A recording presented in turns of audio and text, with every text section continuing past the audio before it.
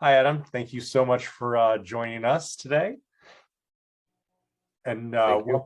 no problem. And what I'd like to start out with is we're just going to kind of start out with tell us a little bit about your background, your journey, how you got to where you are today, and about what you're working on at the moment. Absolutely. Absolutely. I had a very interesting journey into my current roles and responsibilities. I went to Northern Illinois University in DeKalb, Illinois, graduated with a degree in psychology, but interestingly enough, I didn't want to pursue psychology. So I had a quick dose of reality after graduating and really need to establish my path. So what really brought me to where I am today is it allowed me to pursue some other opportunities that really allowed me to understand people and personnel. My first job, I worked in HR for a company that did a lot of trade shows, temp services, and large scale events. So I oversaw a lot of personnel, entry level personnel, and just really understood how people ticked. So after some time, I really wanted to explore something that I could see myself landing in for the long term with a level of sustainability. I grew up in a household with law enforcement and military, and just really had an affinity for service and public safety. And coincidentally enough, I had an opportunity to go and work for Target Corporation in an asset protection role, which encompassed everything from safety, security, logistics, loss prevention. It was a really good way for me to cut my teeth, really developmentally enriched, a lot about culture, and really helped drive understanding of best practice. Went in an entry level role there, rose through the ranks to become a manager in some different footprints with more complexity, got promoted into a regionalized role and really enjoyed my time there. But I was seeing myself at a bit of a fork in the road where what was my long term? Where did I see my career developing from there? And what was interesting, as much as I enjoyed my time and it was fulfilling there, I was interested in being the business. And what I mean by that is when you work for a large retail like Target and you're in a role like I was in, it was a support to a bigger business.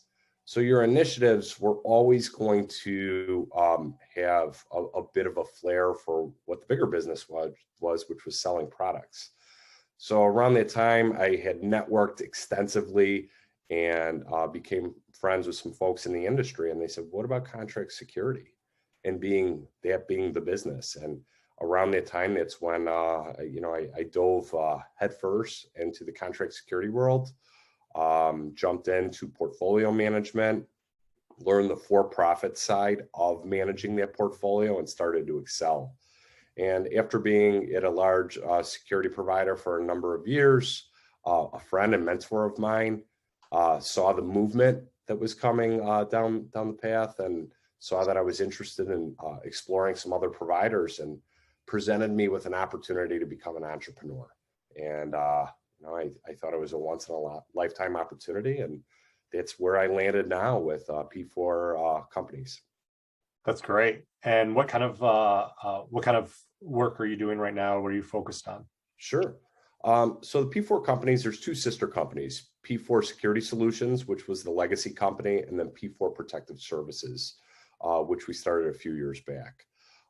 So P4 Security Solutions provides protection training and consultation. On the protection side, it's anything from off-duty police to executive protection to specialized security guarding.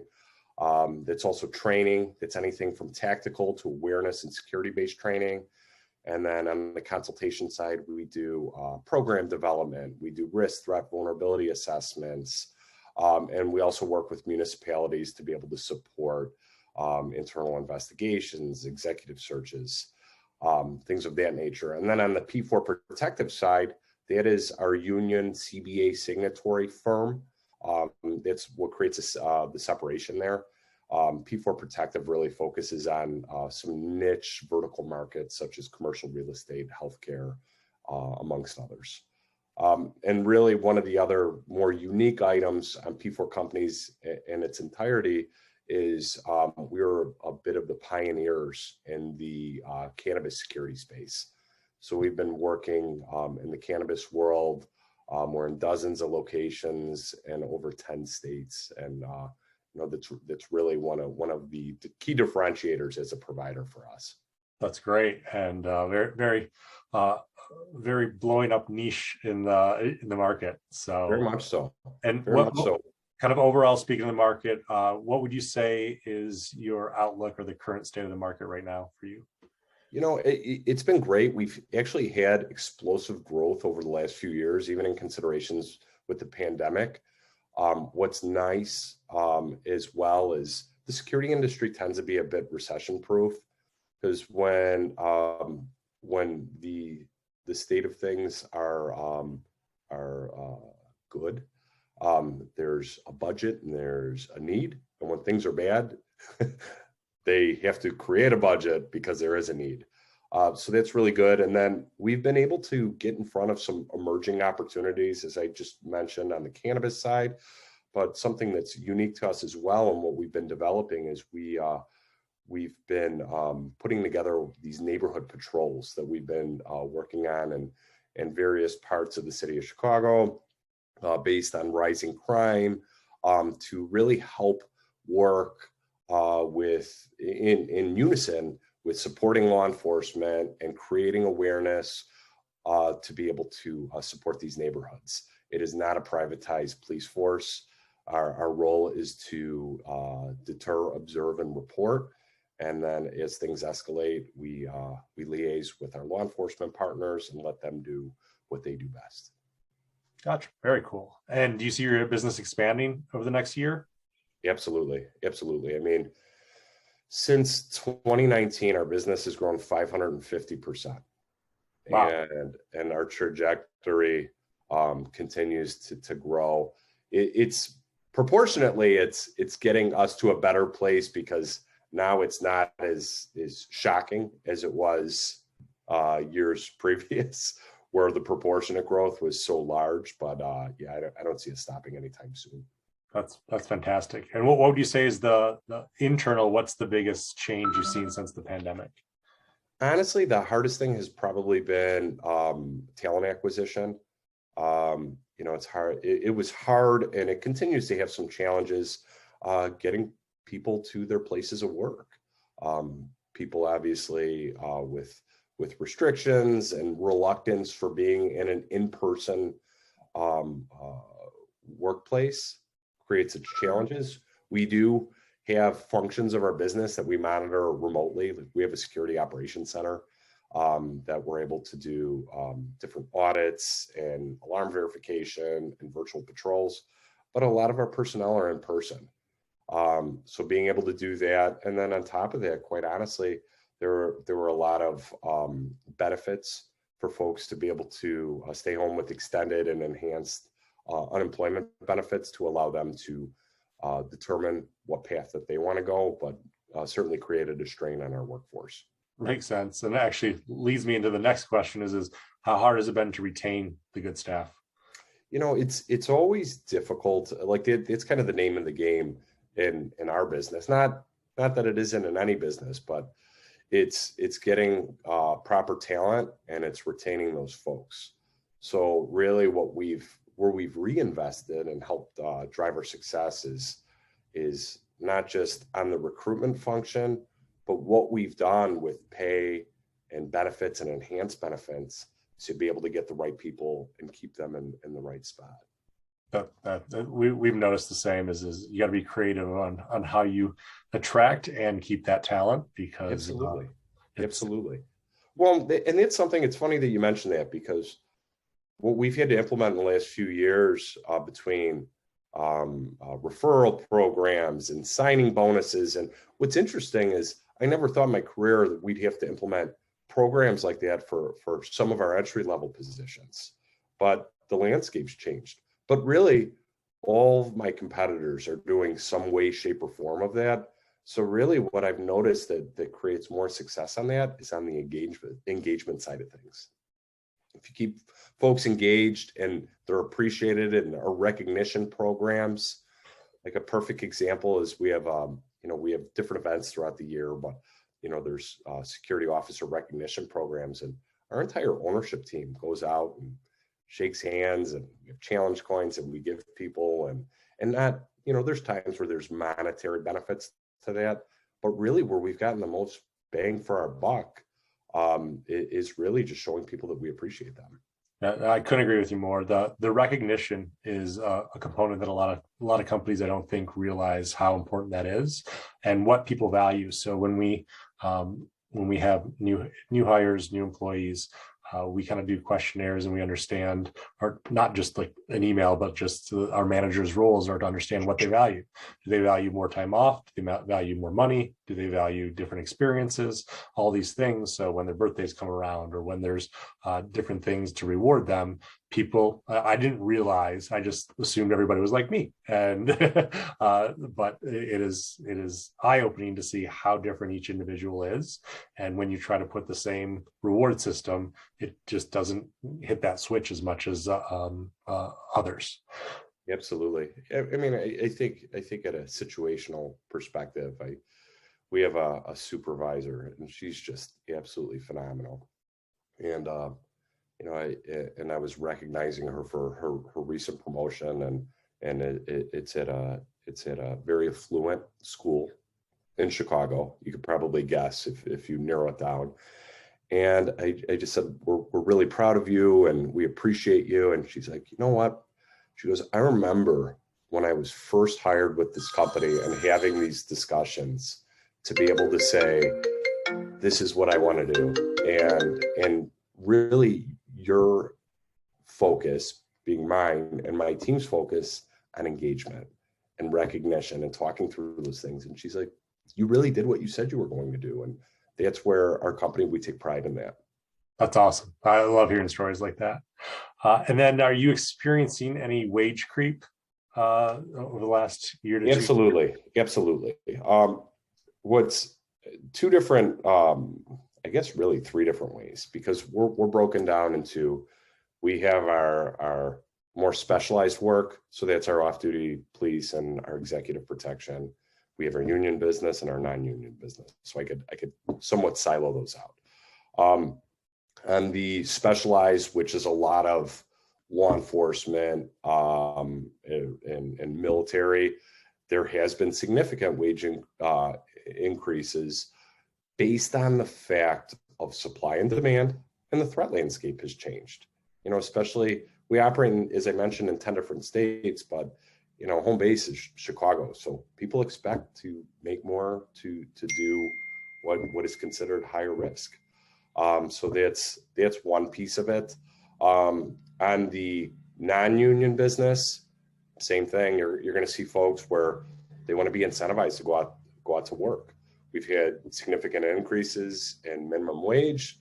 So you have to have that proportionate. If you want folks to be able to do more, you have to be able to separate from those wages as well. I mean, we have a broad range, but that's usually the baseline where we're sitting there going, if minimum wage in Chicago is 15, and as it migrates to 16 and 17, you better have dollars an hour separating that. And then on the union side, it's a little bit more fluid because there's a collective bargaining agreement in place, which factors in those market considerations, and our clientele are acclimated to what that looks like. Yeah, so they've done this a few times. That's great. And then looking forward toward your kind of sales and marketing, do you feel it's easier or more impressions you need to find clients nowadays, or is it even easier?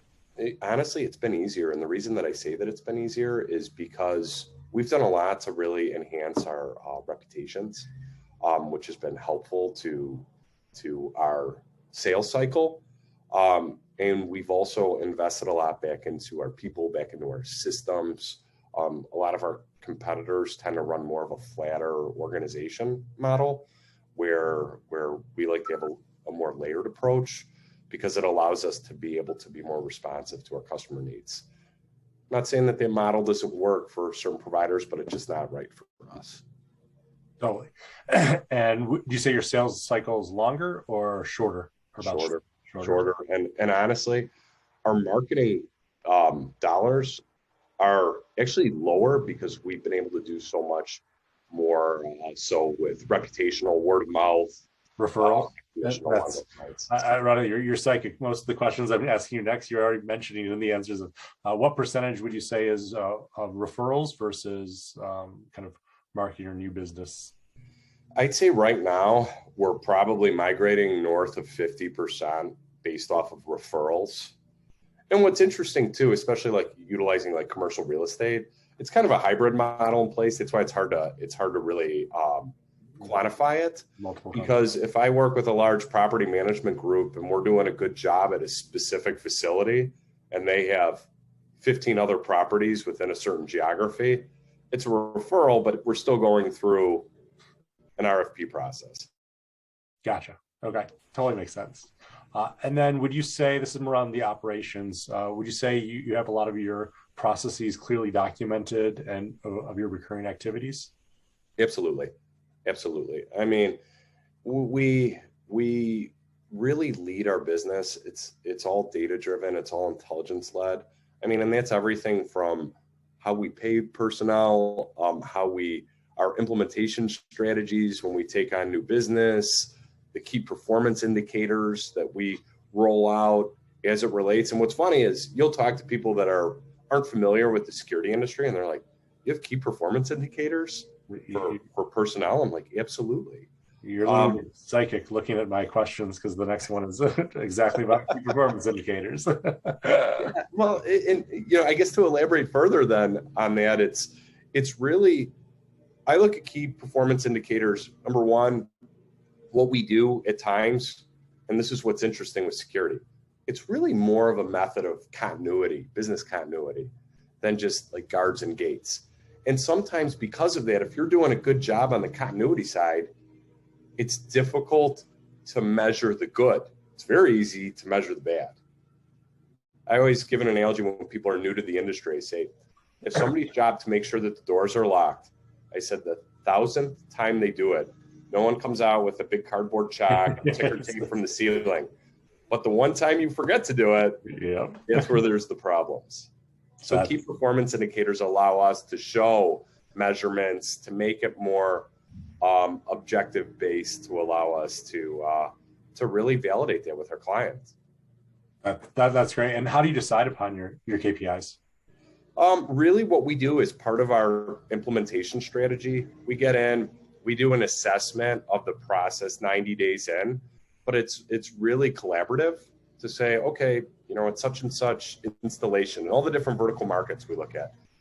What is most important to your key shareholders, right? And then they'll designate that, and then we'll come up with methods to measure, and then the tangible, whether it's a scale from 1 to 5 or however that they want to do that. And then we adjust as the needs adjust. So sometimes like with a certain clientele, it's seasonal based. The risk is going to be higher during the summer months, especially when you live in the Midwest. So we adjust as well. It's not a set and forget it type of approach. Totally. All right. That's fantastic. Adam, thank you so much for your time. Really appreciate it. And we will look forward to reading more about your success as time goes on. Well, I really appreciate your time and really enjoyed our discussion, and take care.